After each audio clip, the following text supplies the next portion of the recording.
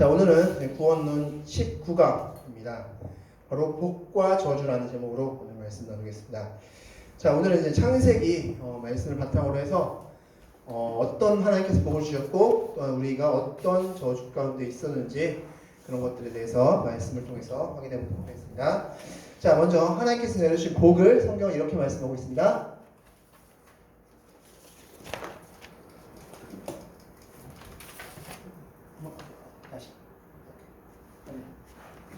컴퓨터 다시 한번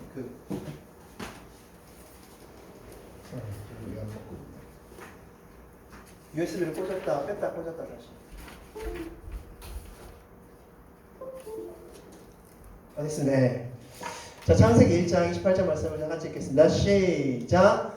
하나님이 그들에게 복을 주시며 하나님이 그들에게 이르시되 생육하고 번성하여 땅에 충만하라. 땅을 정복하라. 바다의 물고기와 하늘의 새와 다스리라 하시니라. 아멘.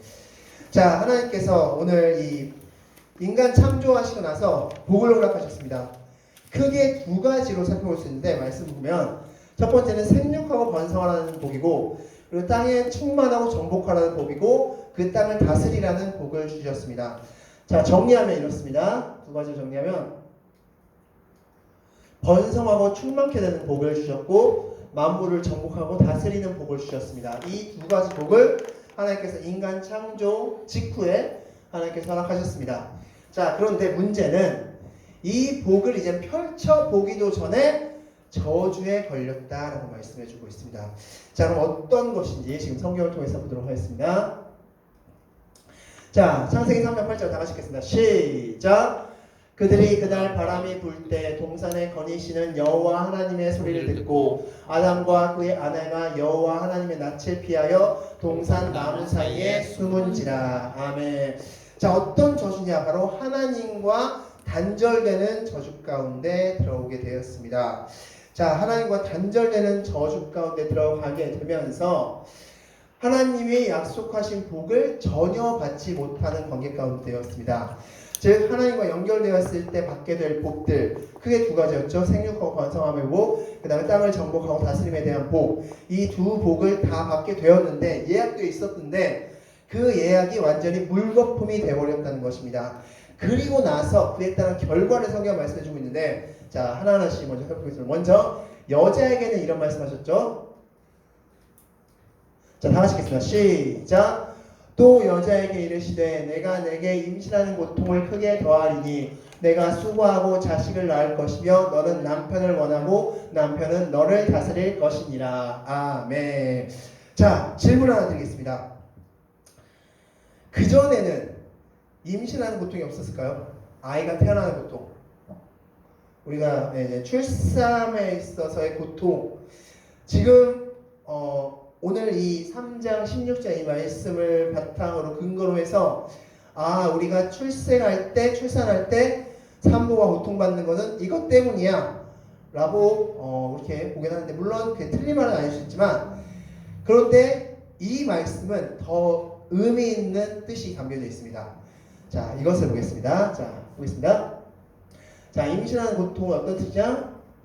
자, 생육하고 번성하라는 복이 생육과 번성이 고통이 되었다는 뜻입니다. 예, 즉 임신하는 것이 생육하고 번성하는 건데 그 임신이 그전에는 기쁨이었습니다. 행복이었습니다. 하나님께서 만들어주신 이새가 태어나는 것이 너무나 기쁨이었고 행복이었는데 그것이 고통이 되어버렸습니다. 바로 그런 저주 가운데 여자가 들어오게 되었습니다. 무슨 사건 때문에? 선악과 사건 때문에. 자, 그럼 남자는 어떻게 되는지 보도록 하겠습니다. 아담은 17절 다 같이 읽겠습니다. 시작. 아담에게 이르시되 내가 내게 먹지 말라 나무의 열매를 먹었은즉 땅은 너로 말미암아 저주를 받고 너는 내 평생에 수고하여야 그 소산을 먹으리라. 아멘. 자, 다시 한번 질문 드리겠습니다. 노동이라는 것이 정말 그럼 이때부터 생긴 건가요? 노동이라는 것이? 예. 그 전에도 노동은 있었습니다. 예, 아담이 오늘 11시 때 말씀드렸지만 동물의 이름을 지어준 것도 사실 노동으로 볼 수 있습니다. 이 이후에 노동이 생긴 게 아니라 이 이전에도 보면 노동이라는 것이 있습니다. 그런데 왜 수고하여야 뭐 땀을 흘려야 너희가 먹을 것을 먹는다라고 말씀하셨을까? 바로 이것이죠. 말씀 보겠습니다. 자, 땅에 충만하고 다스리는 복을 주셨는데 이것이 땅이 저주받아서 수고하여야 하는 저주로 바뀌었다는 겁니다. 즉 이것은 아담의 저주기도 하지만 땅의 저주기도 합니다. 땅이 저주받아서 그때 그 전까지는 땅으로부터 얻어지고 땅으로부터 뭔가 획득되는 것들이 기쁨이었습니다. 행복이었습니다. 그런데 땅이 저주받음으로 인해서 그것들이 저주가 된 것입니다. 그래서 여자는 임신의 고통, 즉 생육하고 번성함에 대한 것이 기쁨이 아니라 저주가 됐고 남자는 땅에서 뭔가 얻고 소득을 얻는 것이 그전에는 기쁨이 되었는데 이후에는 저주가 된 것입니다. 그것이 이제 복에서 저주로 바뀐 것입니다. 자, 더 있습니다. 계속해서 말씀 보겠습니다. 자, 다 같이 읽겠습니다. 창세기 3장 18절 다 같이 읽겠습니다. 시작! 땅이 내게 가시덤불과 엉겅퀴를 낼 것이라 내가 먹을 것은 밭의 채소인즉. 아멘. 가시덤불과 엉겅퀴, 이것은 도대체 무엇을 의미하는가? 말씀 보면 이렇습니다. 정리하면 하나님이 창조하지 않은 고통이 저주받은 인간에게 전해진 것입니다. 즉 가시덤불과 엉겅퀴가 상징하는 것은 무엇이냐면 하나님이 그전에는 창조하지 않으신 겁니다. 그전에는 창조하지 않은 건데 그것들이 이제 인간이 저주받음을 통해서 그것들이 올라오게 되었다는 겁니다. 즉 하나님께서는 우리에게 아픔이라든지 슬픔이라든지 고통이라든지 그런 것들을 전혀 창조하지 않으셨는데 이때 아담과 하와가 죄를 지음으로써 저주받게 됨으로 통해서 이 고통, 아픔, 슬픔들이 올라오는데 이것을 성경에서는 가시덤불과 엉겅퀴라고 표현하고 있습니다. 자, 이 모든 것은 하나님과의 단절로부터 시작되었습니다. 자, 그래서 어떤 결과까지 갔냐? 창세기 4장 8절 말씀 다 같이 읽겠습니다. 시작! 가인이 그의 아우 아벨에게 말하고 그들이 들에 있을 때 가인이 그의 아우 아벨을 쳐 죽이니라. 아멘. 자, 하나님과의 단절도 모자라서 이제 어디까지 갔냐면 바로 하나님과의 단절이 결국엔 인간끼리의 단절로까지 번해졌습니다. 그래서 죄된 인간이 그 다음 이제 4장부터 이제 성경에서 계속 역사가 이루어지는데 그때 가장 먼저 인간이 만든 것이 무엇입니까? 혹시 아시나요? 성입니다. 성. 자신만의 성을 구축하게 됩니다. 그래서 성경을 보면 인간이 죄를 짓고 나서 가장 먼저 만든 것이 성인데 성은 어떤 것을 의미합니까? 단절을 의미합니다. 단절. 너와 나는 이제 다른 존재야. 너와 나는 다른 존재야. 그래서 단절을 의미합니다. 즉 죄된 인간으로서 그것이 표현되는 것이 무엇이냐면 하나님과의 단절이 된 인간은 사람과도 단절된다는 것을 지금 보여주고 있는 겁니다. 그것이 이제 결론적으로 그리고 그것이 이제 극단적으로 나가는 것이 바로 가인이 아벨을 쳐 죽인 것으로 나온 것입니다. 자, 그래서 예수님이 오신 것입니다. 자, 예수님이 오신 것을 이제 성경에서는 어떻게 말씀하고 있는지를 보도록 하겠습니다. 자, 예수님의 단절이란 저주를 해결하기 위해 예수님께서 이 땅에 내려오신 것이 바로 십자가 사건인데, 자, 성경은 이것을 이렇게 정의하고 있습니다. 자, 갈라디아서 3장 10절 말씀 다 같이 읽겠습니다. 시작! 물은 율법 행위에 속한 자들은 저주 아래에 있나니 기록된 바 누구든지 율법책에 기록된 대로 모든 일을 항상 행하지 아니하는 자는 저주 아래에 있는 자라. 아멘. 자, 무슨 말씀이냐면 하나님과의 관계가 회복되려면 이제 어떻게 해야 되냐면 하나님이 말씀하신 그것을 다 지켰어야 됐어요. 613가지의 율법들을 다 지켜야지만 겨우 하나님께서 그래 내가 너와 관계 맺어줄게, 너와 이제부터 악수할게 라고 하실 수 있는 관계까지 갔습니다. 그런데 인간이 모든 율법을 다 지킬 수 있습니까? 네, 없습니다. 계속해서 말씀드리죠. 구원론의 핵심입니다. 이것은 인간은 율법을 다 지킬 수 없는 존재라는 것입니다. 즉 오늘 이 갈라디아 3장 10절 말씀의 거짓 교사들의 말씀인데 이 거짓 교사들이 주장하는 것처럼 우리 율법을 다 지켜야 돼. 우리 열심히 율법을 지켜야 돼. 그러면서 막 주장했던 너희들이 지금 바울로부터 받은 복음은 거짓이야, 가짜야. 우리 말이 맞아. 그래서 막 이렇게 주장했던 것들이 잘못됐다는 겁니다. 우리는 율법을 모두 지켜서 하나님께 갈 수 없는 존재가 되었습니다. 그래서 하나님께서 어떻게 하셨습니까? 말씀 보겠습니다. 갈라디아서 3장 13절 다 같이 읽겠습니다. 시작. 그리스도께서 우리를 위하여 저주를 받은 바 되사 율법의 저주에서 우리를 속량하셨으니 기록된 바 나무에 달린 자마다 저주 아래에 있는 자라. 아멘. 누가 우리 대신 저주를 받았다 말씀하고 있습니까? 그리스도께서 우리 대신 저주를 받았다. 자, 이것을 성경은 이렇게 말씀해 주고 있죠. 자, 보겠습니다. 신명기 21장 23절 말씀 다 같이 읽겠습니다. 시작. 그 시체를 나무 위에 밤새도록 두지 말고 그날에 장사하여 내 하나님 여호와께서 내게 기업으로 주시는 땅을 더럽히지 말라. 나무에 달린 자는 하나님께 저주받은 자니라 말씀하고 있습니다. 예수님께서 저주받은 자라고 우리가 지칭할 수 있는 것은 바로 예수님께서 나무에 달린 자이기 때문에 예수님께서 저주받은 자입니다. 그래서 예수님께서 이 십자가에 달리셨다는 것은 하나님으로부터 저주받았다라는 것입니다. 그런데 이 저주가 누구의 저주다? 바로 나의 저주다라는 것이죠. 그렇기 때문에 우리가 예수 그리스도를 믿는다라고 했을 때는 그냥 예수님께서 계셔 정도는 안 된다는 겁니다. 예수님께서 내 죄로 인해서 저주받으시고 죽으시고 부활하셨음을 믿는 것을 믿는다고 표현하는 겁니다.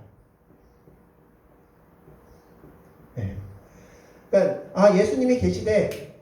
나 주일학교 때 많이 들었어. 나 교회에서 예수님 계시대네. 그래? 예수님 계셔? 그럼 나 예수님 믿는 거네? 너 예수님 믿고 있어. 예수님 계시다며? 예수님 계셔. 나 예수님 믿고 있어. 이게 아니라는 겁니다.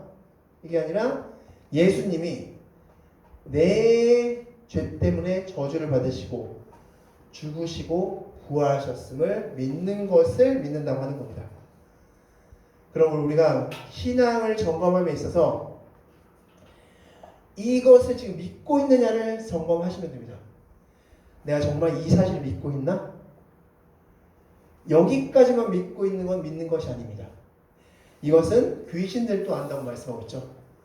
그래서 이것까지 믿는 것을 믿는다고 하지 않고 예수님이 내 죄 때문에 저주받으시고 죽으시고 부활하셨음을 믿는 것을 믿는다고 표현하는 겁니다. 그러므로 교회에 나오는 것이 또 중요한 것도 아니고 예배 드리는 것도 중요한 것도 아니고 가장 먼저는 이걸 믿는 겁니다. 이걸 믿는 게 성경에서는 거듭났다라고 표현합니다. 이걸 믿는 사람을 거듭나는 사람, 믿지 않는 사람은 거듭나지 않은 사람입니다. 그러므로 우리가 믿을 것은 이것입니다. 예수님이 내 죄 때문에 저주를 받으시고 죽으시고 부활하셨다는 것을 믿는가라는 것입니다. 이게 바로 우리의 신앙이 되어야 되는 것입니다. 그렇게 되면 우리의 삶은 어떻게 됩니까? 이 저주에서 해방받은 삶으로서 우리는 기쁨의 삶을 살게 되고 자유의 삶을 살게 되면서 하나님의 말씀대로 순종하는 삶까지 가게 된다는 것입니다. 바로 이런 연결고리가 있는 것이죠. 그렇기 때문에 중요한 건 예수 그리스도가 내 죄 때문에 저주받으시고 죽으시고 부활하셨음을 믿는가라는 것입니다. 나무에 달렸다는 것은 하나님께 저주받았다는 것이고 그 나무에 달린 이유는 바로 내 죄 때문이다 라고 말씀하는 겁니다. 자, 그렇기 때문에 우리 다 같이 한번 읽겠습니다. 이 부분이 가장 중요한 부분이니까 시작. 예수님이 내가 받을 저주를 대신 받으심으로 예수 그리스도를 믿는 자는 창조 시에 약속된 복을 누립니다. 아멘. 자, 앞서서 두 가지 복을 말씀드렸죠. 창조 시에 뭐라고 말씀드렸습니까? 첫 번째는 생육하고 번성함의 복. 두 번째는 땅을 정복하고 다스리는 복. 만물을 다스리고 정복하는 그 복을 말씀하셨는데 그것이 죄 때문에 단절되었습니다. 저주가 왔죠. 근데 이 예수님이 그 저주를 끊어주셨습니다. 해방시켰습니다. 그러면 이제 하나님께서 그래? 해방됐어? 그러면 내가 약속한 거 줘야지. 그럼 내가 너희한테 약속한 거 줄게 라고 하시면서 창조시에 약속된 복을 누리게 된다는 것입니다. 그래서 성경에서는 이 부분에 대해서 말씀해주고 있습니다.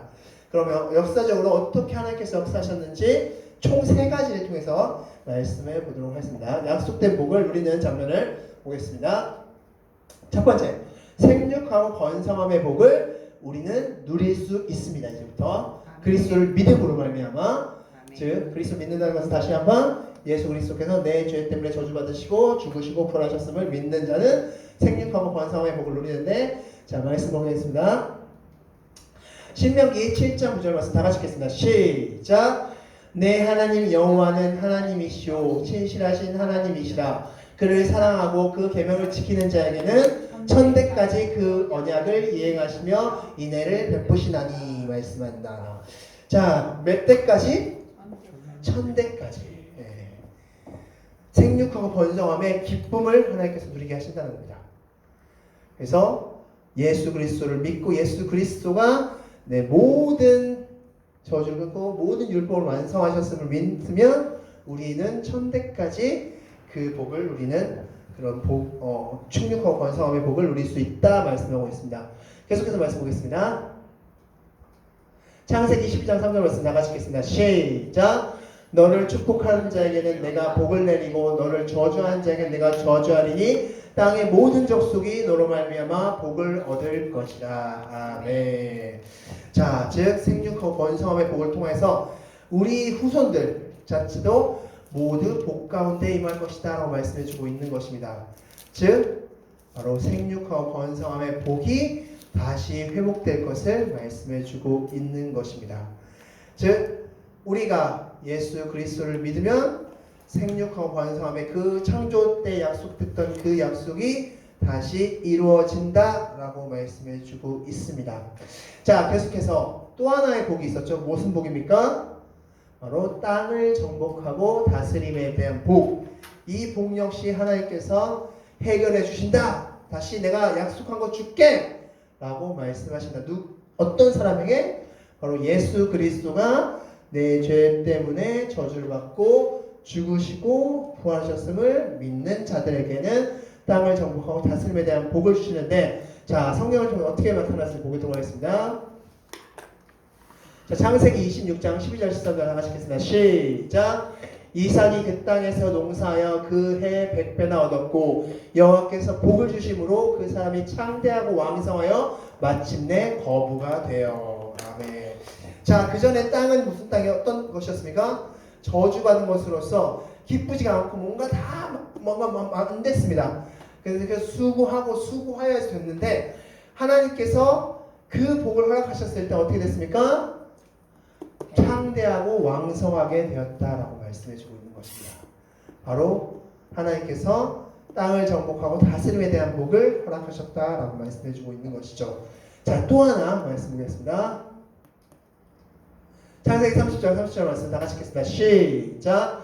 내가 오기 전에는 외삼촌의 소유가 적더니 번성하여 때를 이루었나이다. 나의 공력을 따라 여호와께서 외삼촌에게 복을 주셨나이다. 아멘. 자, 바로 야곱이 외삼촌의 집에 가서 라반의 집에 가서 어떻게 했습니까? 그 전에는 굉장히 허약했는데 야곱으로 인해서 지금 어떻게 됐다고 말씀하고 있습니까? 때를 이루고 있다 말씀하고 있습니다. 하나님께서 땅을 보고 주시니까 그 소유가 풍성이 넘치고 있다라고 말씀해주고 있는 것입니다. 그건 역시 어떻게 된다? 어떻게 그 일이 가능하다? 바로 예수 그리스도가 내 죄 때문에 저주받았고 죽으셨고 부활하셨음을 확실히 믿는 믿음의 자녀들에게는 하나님께서 이렇게 하신다라고 말씀해 주시는 겁니다. 이것은 바로 하나님께서 이미 창세 전에 약속하신 복이다 라고 말씀해 주고 있는 것입니다. 또한 세 번째 복을 또 하라고 하시는데, 우리가 영적으로 죽었죠. 영적으로서 이미 죽어버린 상태입니다. 죄 때문에. 그런데 하나님께서 어떻게 하십니까? 다시 삶의 복, 즉 영생의 복을 허락하신다는 것입니다. 영생을 허락하셨습니다. 약속하셨습니다. 말씀을 통해서 확인하겠습니다. 자, 요한복음 3장 16절 너무나 유명한 말씀이죠. 다 같이 읽겠습니다. 시작. 하나님이 세상을 이처럼 사랑하사 독생자를 주셨으니 이는 저를 믿는 자마다 멸망치 않고 영생을 얻게 하려 하심이라. 아멘. 예수 그리스도를 믿는 자는, 즉 예수 그리스도가 내 죄로 인해서 저주를 받고 죽고 다시 부활하셨음을 믿는 자는 무엇을 주신다? 영생을 주신다라고 말씀해 주고 있습니다. 그러므로 우리는 그것을 믿는 자는 죽음 이후에 어떤 삶을 사는 겁니까? 영생의 삶을 사는 것입니다. 영벌이 아니라 영생의 삶을 산다라고 말씀해 주고 있습니다. 자, 말씀을 정리하면 이렇습니다. 하나님께서는 창조 전에 이미 두 가지 복을 허락하셨습니다. 그런데 저주 때문에 그것이 끊겼습니다. 그 저주를 해결하려면 두 가지 방법이 있었습니다. 인간이 열심히 노력해서 그 저주를 끊든가, 아니면 또 다른 누군가가 와서 그 저주를 끊을 수 있는 누군가가 와서 대신 죗값을 받아서 그 저주를 끊던가. 그런데 그 죗값을 대신 해결해 줄 분이 오셨는데 그분이 누구십니까? 예수 그리스도죠. 그래서 예수 그리스도가 내 죄 때문에 저주를 받고 죽고 부활하셨음을 믿는 자는 모두 다 그 창조 때에 약속했던 복을 받게 하셨는데, 생육하고 번성함의 복, 그리고 땅을 정복하고 다스림의 복을 허락하셨다라고 말씀해주고 있고, 또 하나 영적으로 죽었기 때문에 그 죽은 영을 다시 살리심의 복, 즉 영생의 복까지 약속하셨다라는 것이 바로 오늘 말씀의 결론인 것입니다. 자, 그럼 이제부터 주보와 화면을 통해서 마지막 문제 살펴보도록 하겠습니다. 첫 번째, 자, 창조 시에 주신 복은 무엇입니까? 두 가지죠. 네, 생육하고 번성, 그리고 땅을 정복하고 다스리라라는 그 복을 주셨다라고 말씀해주고 있습니다. 두 번째, 자, 저주가 온 궁극적인 이유는 무엇입니까? 네, 즉, 그렇죠. 하나님과의 단절 때문에 저주가 왔고, 그리고 하나님이 창조하지 않으셨던 가시덤불과 엉겅퀴까지 다 나왔죠. 우리의 고통, 아픔, 이것들은 하나님께서 창조하지 않으신 건데 우리에게 지금 오고 있습니다. 그래서 이사야 53장 말씀에서는 그거 뭐라고 말씀하고 있습니까? 예수 그리스도께서 십자가 지심으로 그 모든 것들이 해방받았다. 그 예수님께서 채찍을 맞으시며 우리의 질고 때문이고 우리를 나음을 있게 하기 위해서 오셨다. 그렇게 예수님께서 채찍 맞으셨고 십자가를 지셨다 라고 말씀해 주고 있는 것이죠. 예수님께서 창조하지 않으신 것들까지도, 아는 것들까지 다 올라오게 되었습니다. 세 번째, 생육하고 번성하라는 복이 저주가 되었음을 성경은 무엇으로 표현하고 있습니까? 바로 여자에게 내린 복이죠. 내린 저주죠. 바로 임신의 고통이라고 형용했습니다. 그래서 너는 이제 출생할 때 고통을 당한다 라고 해서 바로 생육하고 번성이라는 그 하나님의 축복이 저주가 된 겁니다. 그것이 성경에 표현된 것이 임신하는 고통이 더할 것이다. 그리고 남자는 땅을 정복하고 다스림에 대한 그 기쁨이 무엇으로 바뀌었습니까? 땀을 흘리고 노동하고 힘들고 수고하고 이런 것으로 바뀌었다는 겁니다. 즉 그것도 저주로 바뀌었음을 성경은 그렇게 표현해주고 있습니다. 자, 저주를 받아 생기게 된 두 가지는 무엇입니까? 자, 앞서 말씀드린 대로 바로 가시덤불과 엉겅퀴가 저주받아 생기게 된 두 가지입니다. 이것은 하나님께서 창조하지 않으신 것들이죠. 그래서 인간의 고통의 원인이 된 이것이 바로 가시덤불과 엉겅퀴로 지금 표현되어 있습니다. 다섯 번째, 우리의 저주는 누가 해결했으며 무엇으로 해결했습니까? 예수 그리스도께서 십자가 지심으로 해결하셨다라고 말씀해주고 있습니다. 자, 다음 문제. 예수님의 십자가 사건으로 우리는 어떤 복을 얻습니까? 바로 창조시약. 네, 정확히는 생육과 번성함에 대한 복, 땅을 정복과 다스림에 대한 복인데 이걸 통틀어서 창조시에 약속한 복을 우리가 다시 받는 것입니다. 이것은 창조시에 다 약속하신 것이고 다 말씀하신 것이다 하는 것입니다. 마지막, 우리는 죽음 이후에 어떻게 됩니까? 우리가 육적인 죽음을 겪은 후엔 어떻게 됩니까? 바로 다시 살고 바로 영생을 얻게 된다라고 말씀해 주고 있습니다. 자, 그것이 이제 복과 저주의 내용이었습니다. 자, 다음 주는 족보에 대해서 같이 말씀 나누도록 하겠습니다. 마지막으로 정리하고 말씀 마치겠습니다. 자, 다 같이 읽겠습니다. 시작. 하나님이 창조 시에 주신 복을 인간은 하나님과의 단절로 인해 저주로 바꾸어 버렸다. 이젠 예수 그리스도로 인해 회복되었으니 그것을 누리자. 아멘. 기도하겠습니다.